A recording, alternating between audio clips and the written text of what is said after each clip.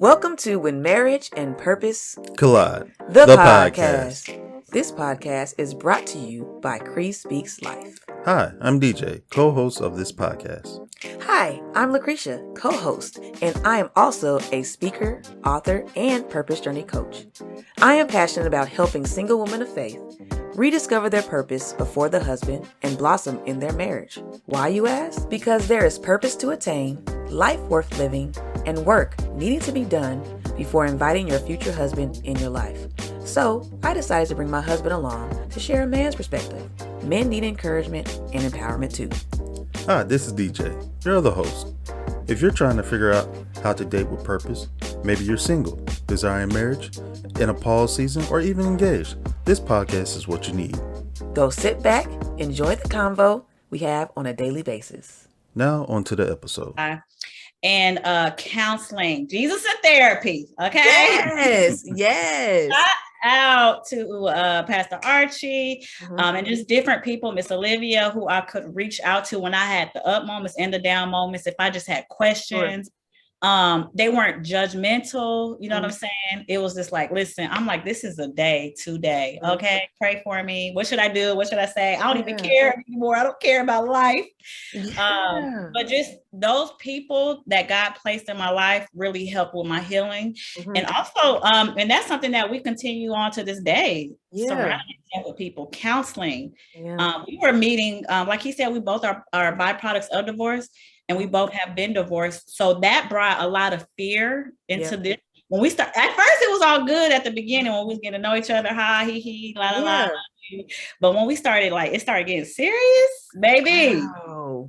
It started exposing. And it was some things that I thought I was over that I wasn't. And it was kind of fearful to trust somebody like that again. Like that's a whole nother episode that we need to do, but that's something that we continue to do is have counseling, reach out to people. We have accountability partners, and we talk more. We're more vulnerable than we've ever been, I think. Man, before you maybe Ben, you could touch on this when you start talking about it, but I know there's a lot of listeners out here who are divorced and who want to start dating again and want to sift out and kind of really feel this thing out of like, okay, I'm doing this again. Like, what are some questions you feel that should be asked when dating? Like, I somewhat know the questions that I tell usually the single women I date who haven't been divorced, who just want to know. But if people, you found out they're divorced, you're divorced, okay. Or if you're divorced and I have never been, and they're kind of like leery about, I don't know, like, what are some of those things that you will want to bring up on after you're dating for a while and you're now ready to get serious, and maybe you could talk about that after you kind of share your healing journey, Ben, or after, but I just want to bring that up before. Go ahead. What stood out to me when you asked that question was, I think the main person that you need to ask this question to is God, and that's God help supernaturally reveal their scars to me. Because a lot of times when you're in arguments, you're arguing with the scarred person and not the person that you can see in the natural. And you have to determine, once God reveals to you the scars, isn't it amazing how you can scrape your leg and it takes a couple of days or a couple of months to heal, but you're 30, 40, 50 years old and you've been through so much trauma in your life and you've never taken the time to heal from the things you've been through. Right. And if you enter into a relationship scarred up and you don't take the time to find out what are those things that have happened to you, God revealed to me the hurts that she's been through. Because a lot of times the conflict is going to be with that person. Yeah. Okay. And you have to determine, do I have the capacity? Do I have the wisdom and understanding that when that person is revealed, do I have what it takes to love them through that and to assist them in healing through that, and vice versa? Wow. Right? Because again, like my brother stated, you in that honeymoon phase, she always fine to me. Just in the morning, just you bad, you bad. But what happens when that 8-year-old responds to something that I do, or that 5-year-old responds to her to something Now I'm thrown off because who you are is not who you presented yourself to be, because I was only looking at you through the natural. Yeah. Right. And so as we talk about the healing process, you're always healing. Okay. Because we've been through too much as people, you know, single parent homes, abusive homes, sexual abuse, like verbal abuse. We've been through too much. And it wasn't until I started going to therapy, and I know that's a stigma in our culture. I ain't telling nobody I've been in. I know I was raised in a household. What goes on in this house, it stays in this house. But the truth is, it doesn't stay in this house. It stays in you. And whatever house you're in, it comes out. Oh my God. Oh, wow. You feel what I'm saying? Yeah. And so that's what I'm talking about. Go talk to somebody. Look at the camera. Go talk to somebody. Because oh my God, I just saw it. Yeah, go ahead. That's why God has given us a mouth and a hold on, because if you don't release properly, it comes out the other way. Yeah. Wow. And so God gave us, I don't mean to be vulgar, but God gave us toilets to do in private.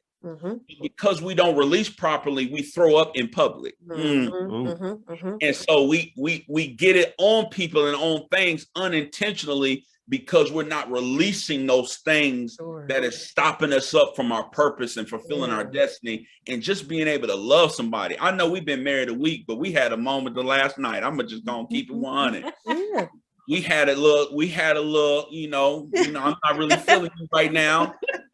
And because of the time of healing that it took me, I don't like communicating like that. I just brush on the rug and I'll let that rug grow where you just trip on it. But I looked over her last night. I'm telling the truth. I said, you're not going to bed like this. I said, you're going to roll over and we're going to talk. And that's big for me. Listen, let me cut on sports. The fight was on. I'm like, but I muted the fight. And I said, I can't give place for the devil to come in, because he doesn't come in when everything is good. He comes in when the potential for bad things to happen start happening. And we made a pact. We said when the other person is weak, the other person got to be strong. Like we made a pact on that. Like we can't match each other's turn up. Like you know, the devil's looking. Girl, you. I said, no, when I'm weak, you got to be strong. When I'm in my attitude, I need you to snap me out of that, and vice versa. That's good. And you got to know if the person you're with has the capacity to do that, because that it's really not her responsibility. But for the essence of our relationship, that works for us because of what we've been through. I need assistance. And once you assist me, I snap out quicker than you turning up with me, which is going to push me into a darker hole. And nobody wins, like Beyonce and Jay-Z said, when the family feuds. Come on. The family feud, man. Did you want to help me? Oh no, he good with that. I like how you said the capacity too, because I think what happens now is, because therapy is so huge right now, even though there is some still stigma and I'm not going to therapy, there's still a lot more where we're seeing a lot more men and women are going, Black men and women are going to therapy, which I congratulate that. But I do feel like sometimes it's like, okay, you're not healed yet, so I cannot, you're not healed yet. But from what I hear you saying too, is that it's a journey. Like it's a journey, like you're going through therapy, you're working through it. And does that person have the capacity to walk with you through this? Or, I guess you could, if you don't, you could say no, kind of thing. But when you think about marriage, it's always going to be something that comes up, so the real question is, are you ready for marriage? Are you ready for marriage? Because if you're already, from what I heard, because you just said, it dropped and I was like, oh snap. We're always waiting. Well, he's not that. He's not that. Yes, of course, there's some things that you should not, saying, there's definitely some things, if you don't like it, don't like, whatever. But if you're looking for somebody to be completely, 100% healed, I know some things in me always come up. Always come up. And I see myself. I'm going through therapy now, but it's like I still see a lot of newness in me. So if that person is always continuously changing, I'm not the same person I was 6 years ago.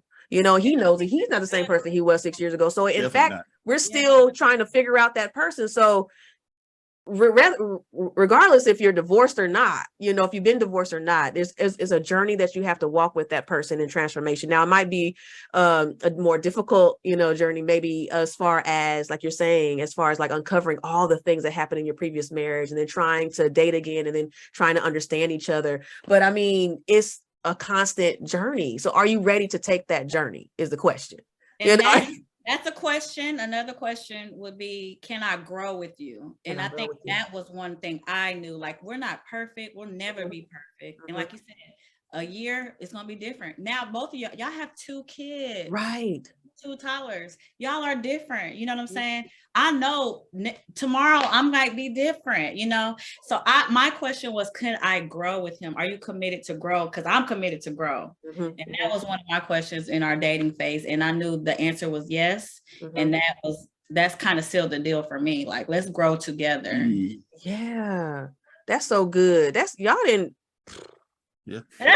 Let's grow together. I have so many other questions. No, I know one question I do want to ask before we wrap this up. And it's y'all talked about long distance and how you all were not in the same city. And they also talked about waiting till marriage. Yeah. Y'all need to talk about this because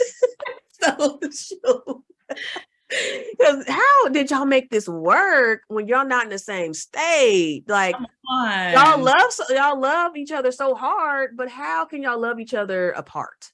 And then and then you made a decision to move. I'm sure that was a drastic move, but you like, wait a minute, I'm doing this thing. So talk about that. Talk about this long distance stuff. I'll start off. Okay. But the long distance, at first, it became so natural because, again, I was fresh off dating sites and dating scenes, and I just wanted to be dated. I wanted to be valued. And I felt that more with him with the distance than I ever did with somebody in my own city. Wow. I mean, the creativeness of it all, honey. I saw the commitment. I saw the TikTok. Hilarious. Listen, I love it. And that was just a piece of what our world is, because I don't like sharing too much. Sure. But I like to keep some things sacred. But first of all, the commitment to communicate, talk all the time, because we couldn't see each other. He would send me gifts through Amazon. I would pop up and it would be like a little small gift at my front door. I'm like, but even the intentionality on the digital date nights, we shared a little video of that, of us going out to eat, doing FaceTime together, but we also would be at home watching movies together, or like little podcasts and stuff that we listened to. We read books, we worked out together, we literally shared life together. And I will say, one of the upsides of long distance is that we didn't have the physicality, so we only had our conversation, and it made us ask deeper questions, to go a little deeper, not be surfacey. And to me, that was a blessing. But there is another side to that. But I think I don't think I know God. God chose us to do that long distance, because you can't do that with just anybody. You have to have a purpose to it. We knew that we both wanted to be married, so eventually one of us was gonna have to move. We knew all that, you know what I mean, at the beginning. But our long distance relationship is one for the books, for real. But what is another side of it, you think? Wow, you already said a mouthful, babe. As far as the long distance, man, it was really just about being, the saying goes, you can't keep doing the same thing expecting different results. And so you had done, and people don't understand how much sex blinds you. Oh yeah. Like it will literally have you thinking something. Sex is like a mirage before you get married. And so I had partners who were like, man, you not gonna drive the car before you get off the lot? Right. And but what you have to do is you have to look at the marriage of those people who are encouraging to do something that hasn't ended up in a high success rate. And I'm not saying that what we're doing is, if you don't do it that way, you're not going to be successful. Sure. There's a lot of marriages that have been successful because of that. Right. But we knew with purpose,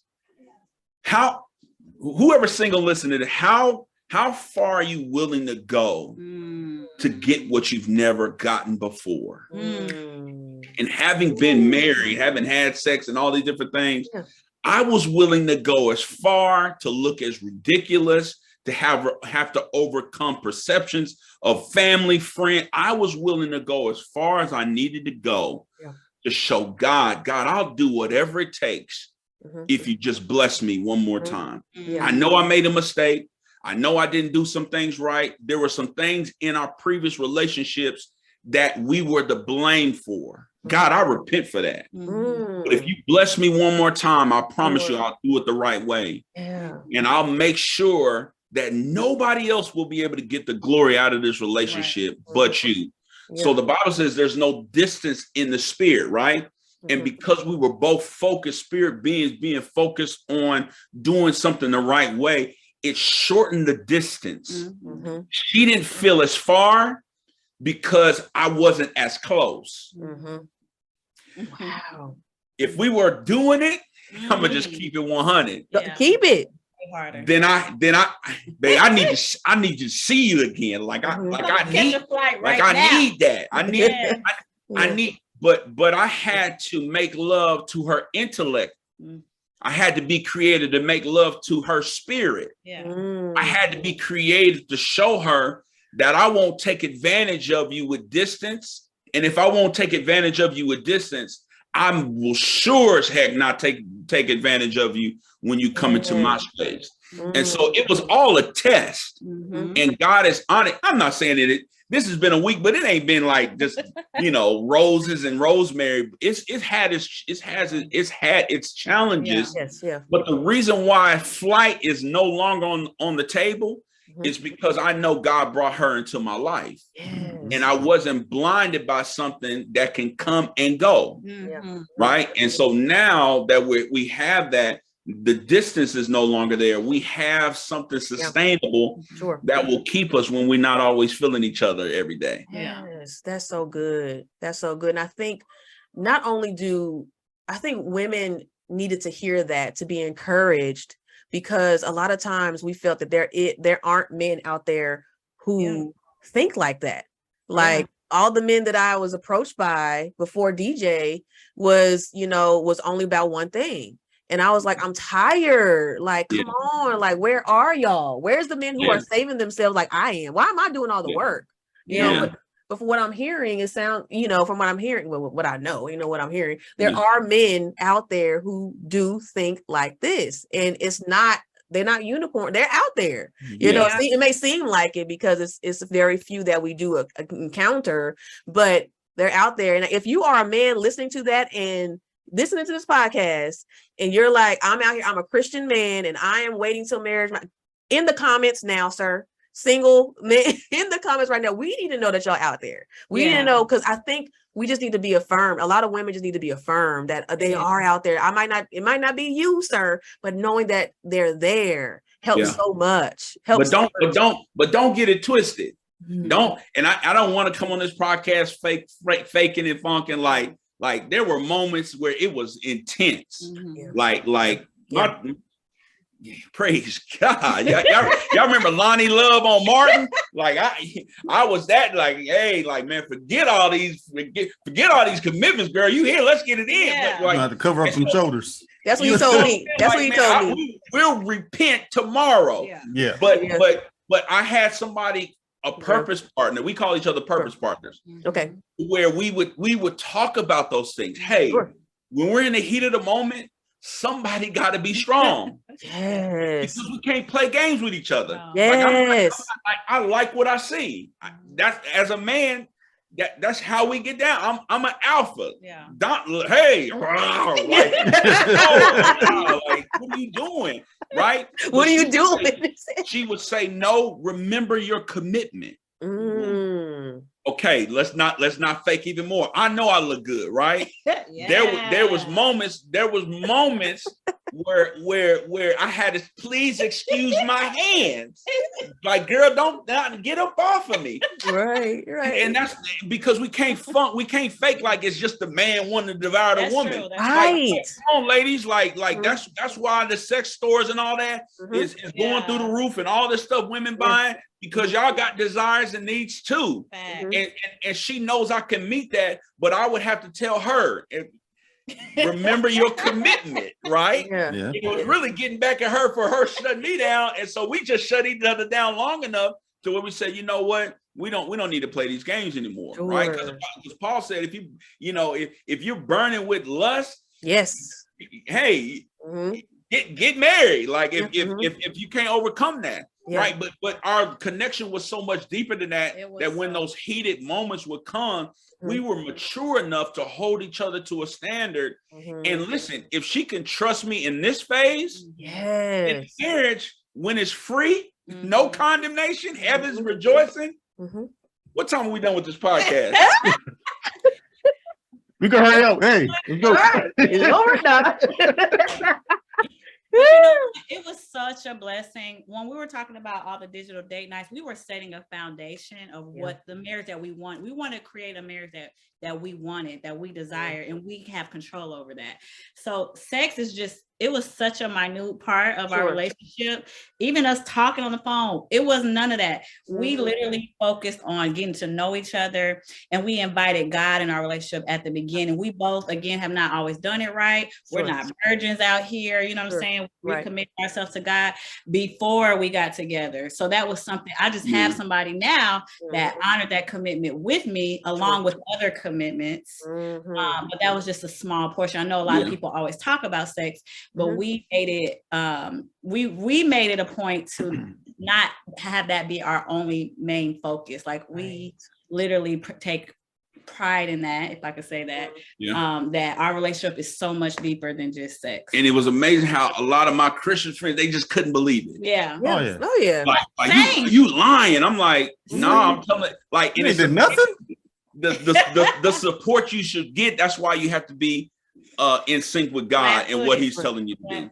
Because a lot of times the negativity, it don't come from without, it comes from within. It comes from the people who are closest to you that you think would be supporting you, that are saying, hey, if I was you, well, you're not me. And I want a different result than you. So I'm going to do what God is telling me to do. If you like it or not, I'm going to stick to it.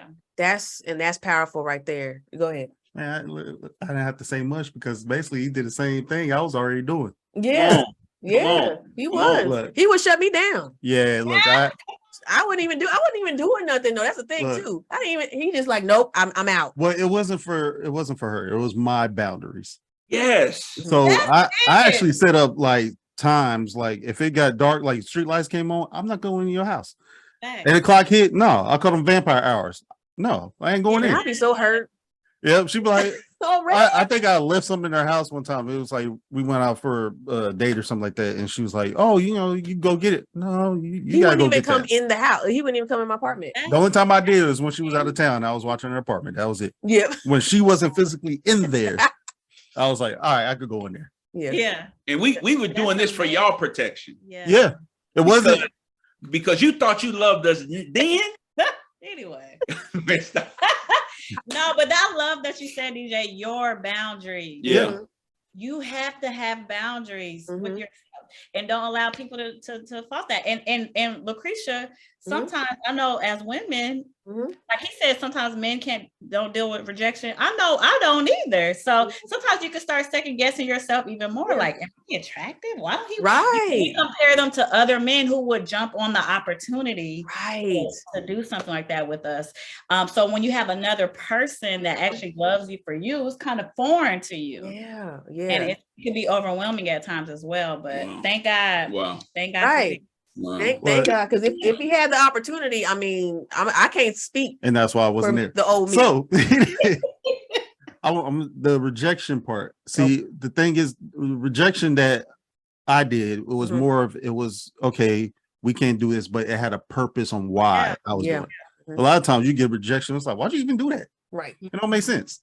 But at least she knows, like, okay, he's setting up these, boundaries and stuff, because yeah, it's gonna be times where I'm like, you know what, I do want to kind of like, no, nothing. no, we ain't.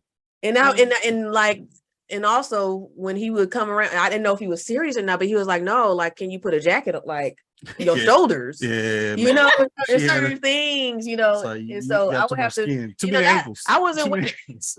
now I wasn't wearing my skirts down to my ankles and stuff Nah. like that, and I was still cute, you know, Sure, rock yeah. it, but it was just that I had to be mindful of just his you know, the physical of what men see, and I had to just be like, I had to just cover up just a little bit, and I had to be okay with that, because Yeah. look, like you said, if this is a purpose thing, then he'll be able to see everything later, but right now, The hardest. right, come on, Yeah. it's plenty. Yeah, it wasn't like, oh, don't show your shoulders to other men. No, it was like, don't show your shoulders to me. right and that's what I think some people take what we're talking about and twist it to be like, oh, so he told you not to, like, no, I never did that. I never told her. Listen, call us. We gonna give y'all if you got a problem with anything that was said. Right. right, Right. exactly. There's not enough time to get the context of everything that we're saying. So if you have Listen, whatever, I'm here for it. So yes, sorry. for sure. Oh, there was one thing. I know we're gonna wrap up. Okay, but there was one thing. So when we saw all this, I think the biggest thing that popped up in my head was, and it's just me. I don't know all men. I don't know if men ever did this, but when we were younger, we had bigger imaginations on how we wanted our like romance to be. So it didn't actually have, you know, like, oh, I know exactly what this woman is. More like the actual actions of like what he was doing, sending Amazon gifts. Oh, and doing yeah, that. yeah. Like that was part of our imaginations that we had what romance would be. And the fact that she basically gave him the encouragement and the options to do that, to live that out. He's like, oh, I could go all out now. I've been imagining this whole time. What you gonna do? Like I had a whole, like playing with toys, I had a whole scene going, and now I can actually do this with her without her saying, I don't like that. It's more like, oh, I can do this. Oh, I'm about to go. So that's good. Props. That's Props. good. You know what? I'm so glad you got it touched like on that, because I will say this, DJ, and everybody that's listening, single people out there, because I was raised by a strong woman, and again, I was content with my singleness, and I got accustomed to doing things myself to a point where I didn't know how to accept anything from somebody, let alone a gift. Like that wasn't really my love language either. So that's me too. Yeah. I had to really change how I looked at love, and I had to receive it. Like I know what I want, even though it's hard to receive it, if that makes sense. So I have to ask him for grace in a lot of areas, because I'm like, sometimes I'll shut him down. Like he'll try to do something. I'm like, I got it. And it's like, no, I don't want to have it. Like, I don't want to be strong all the time. I want to have a man to love me how I need to be loved in areas that I need to be loved and covered in. And I don't really know how to accept that all the time. So when he was showing up and showing out, I just appreciated it so much more than I could even say, because where I was and where I am now, I need it. And I let him know, like, babe, I need it. Thank you. Like, it, you know, I may not always say it, but as much as I can remember, I'm always like, thank you. I appreciate that. You know, you did this, you did that. From the smallest things to the biggest things. But I do ask for grace for that, because I don't want him to feel rejected. And I want it, even though I may not always show that. That's good. That's good. Because there's the love language and stuff that is key. That is key.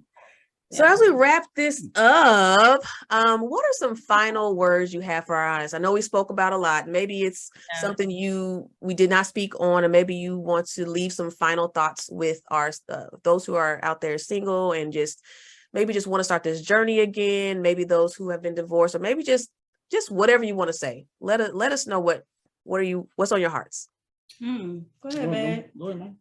I will say we talked a lot about God, and I don't want it to be like a word that we like you said, it loses its flavor.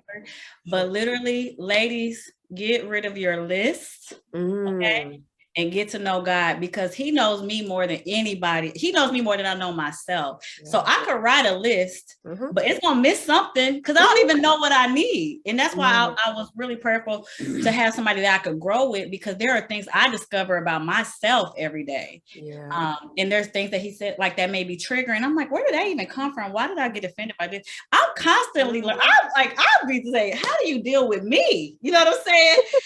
and I just really thank God that I have somebody like that, but also that God knows me enough and loves me enough that he would send somebody to love me and cover me through the ups and the downs. So ladies, get rid of your list, get to know God and include God in everything, even your dating and relationship. So good. So good. Good, man. My final thoughts would be that your relationship, it either does two things. It either pushes you or it pulls you. And you have to determine that. And when it's right, you'll feel that push to become better. And so that's personal, because it's not them pushing you to what they want you to do. It's that push that you want to become better for yourself in every area. And when the relationship is not what it needs to be, you'll feel this pull or this stagnant feeling that you're not really going anywhere. And once all of the emotions go out the door, you need a relationship that's going to keep pushing you. And if you don't feel that push, then it's probably pulling you. Wow. And you have to ask God to give you wisdom on how to exit, and don't be afraid to exit the pool. Yeah. Man. I've seen too many people that have been in relationships longer than it should be when God has created them. It's like the Israelites asking God to help them exodus from Egypt. Because and then when they got out, they were saying, complaining. We'd rather go back to what was killing us. Yeah. Right. So once God opens the door, ask for the wisdom to exit right, and then ask God to position you where you're not wandering. A lot of us are wandering in singleness, which has become our wilderness. Yeah. Because we haven't been obedient in that season. And God can't send you to the promised land until you're obedient in the wilderness.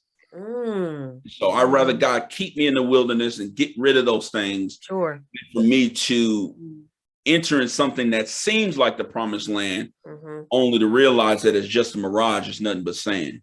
So that's what I would encourage.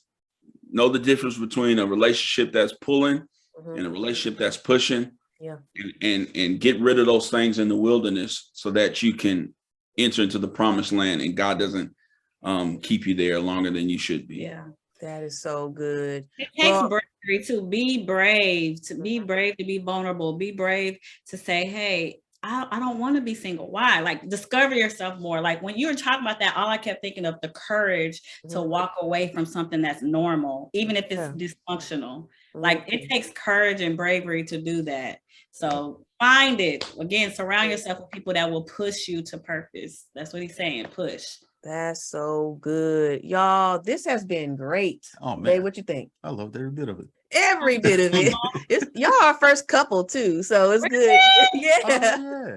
First couple. And so I am so excited for you all and your union and what's about to, like, purpose and everything that's about to come from two powerful people. Like, y'all about to break some, man, it's about to be out here. I can't wait to see whatever y'all put together individually and together. It's about to be phenomenal. So thank you all for taking the time to be a part of our podcast, When Marriage and Purpose Collide. And listen, y'all come. Oh, if anybody wants to reach out to any of you or to contact you, anything, let us know. What handles, email, whatever. Where can they find you? Okay. When is this going to be released? This is going to be released on November 7th. Okay, cool. So by then, my Facebook is Wendy L. Houpe, Houpe. Okay. Instagram, Gone with the Wind. Yes. Have her there. That's pretty much it. Y'all can find me on that. And all my social medias are at Benjamin, BenjaminHoupe. So you can find me there. And before we move forward, I just want to speak a blessing over y'all's podcast, because, I know that anytime you're doing something that combats what the enemy wants to do, listen, in different things. And I just speak increase over y'all, over your marriage, financially, whatever it takes, because to get the word out, finances are needed. So I ask that God would bless y'all, bless y'all union, bless y'all family, and what y'all doing. Don't despise small beginnings, because if you keep going, you are blessing somebody. I'm blessed being over here just listening to y'all ask us questions and vice versa. Yeah. And so I just want to speak that blessing over you all that, eyes haven't seen, ears haven't heard what all God is going to do through this podcast. And kudos to you all for being brave enough to help change the narrative in marriage and purpose. Thank you. I appreciate that. I like Benny. Yeah. And Lucretia, we are friends, honey. So we're gonna talk after this. Yes. I love you so much. I love you too. I cannot wait to get the update. So this is gonna be great. Yeah, I already know I'm going to Texas anyway. I got folks out there, but I know where I'm stopping. I know. So all right, y'all. So thank y'all so much, everyone. We love y'all. We'll see y'all back for another episode. Bye-bye. Peace. Thank you for tuning in to When Marriage and Purpose Collide, the podcast, with your hosts, DJ and Lucretia. And we hope you enjoyed our conversation and advice. If you enjoyed the episode and you'd like to support the podcast, please share it with others, post about it on social media, or leave a rating and review. To catch the latest, you can follow Lucretia M. Haley, that's Lucretia M. Haley, on Instagram, and subscribe to Cree Speaks Life on YouTube. Thanks again, and we'll see you next time.